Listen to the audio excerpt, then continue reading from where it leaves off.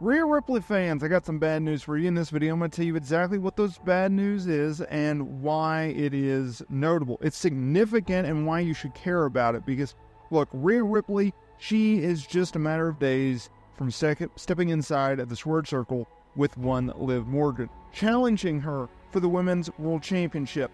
The match that has been months in the making. Ups, downs, peaks, valleys. This feud has had it all.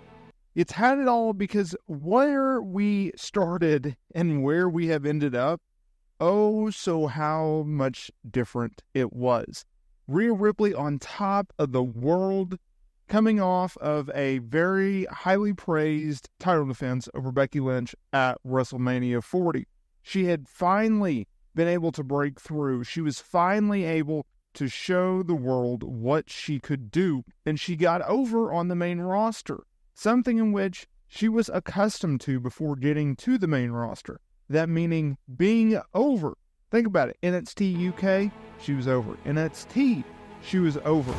She was literally one of the fastest rising stars in NXT before she had that feud with Charlotte Flair.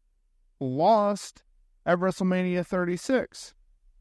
And so when she goes to the main roster, she was really lost in the shuffle, right?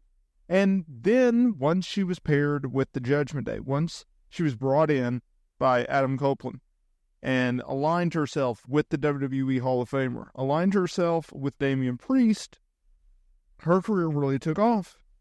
And if you look at the way that 2024 was going, it was going very well. Think about it. We started off the year in a big way, and then she continuously defended the title. She got to the point where at Elimination Chamber, she just defended the title against one Nia Jax in her home country of Australia in the main event of the Elimination Chamber PLE. A tall task for anyone in that regard, especially considering, okay, you are being asked to work a main event and you got to do it against Nia Jax. Good luck out there. That is a tall task. Then she beats Becky Lynch at WrestleMania 40, something in which not a lot of people thought was going to happen. And what WWE has done with Liv Morgan since then, what they've been able to do with Rhea Ripley, they've been able to add layers to this feud. They've been adding layers to these characters. Because Liv Morgan injuring Rhea Ripley, Rhea coming back, trying to take back Dominant Mysterio in which Liv took from her, that's interesting telling. So this is today's video. What is this bad news that I'm talking about? Well, so betting odds are out there, and they're listing this match. Liv Morgan is currently a favorite, and not just a slight favorite. I'm not even talking about the Bayley-Nia Jax minus 120 toss-up. No. Liv Morgan, as a recording of this video, is a minus 600 favorite over Rhea Ripley. What does this tell us? Well, betting odds in pro wrestling, it's almost nearly a lock, especially if they're heavy favorites, to actually win. And so what that tells us is Liv Morgan's going to win this match.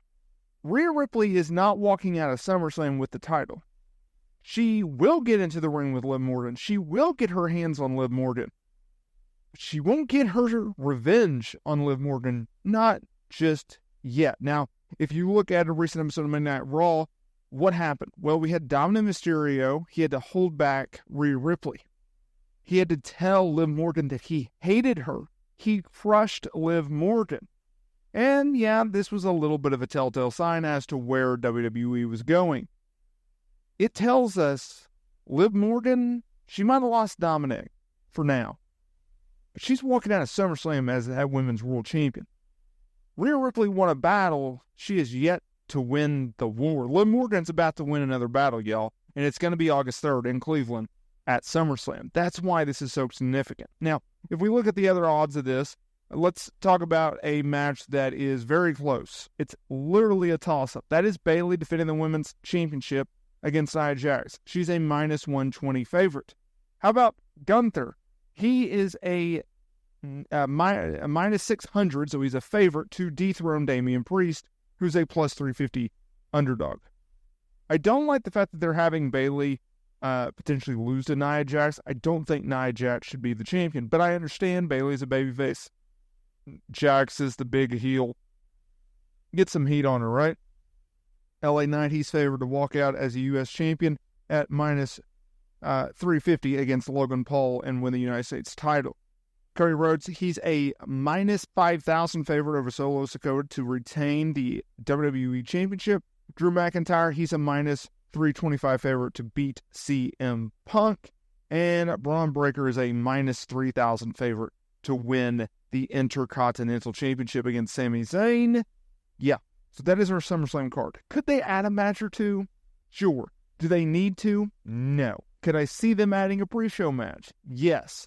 It'll be interesting to see what they do with the tag team titles, because I've seen this rumor going around that they may add, and maybe they've even already added, depending on when you hear this video, the DIY defending the tag team titles against the Bloodline, having the Fatus, or the Tongas, I should say, having the Tongas go over and hold some gold. They could do that. I wouldn't necessarily be mad at it. Do I think they need it? No, not necessarily.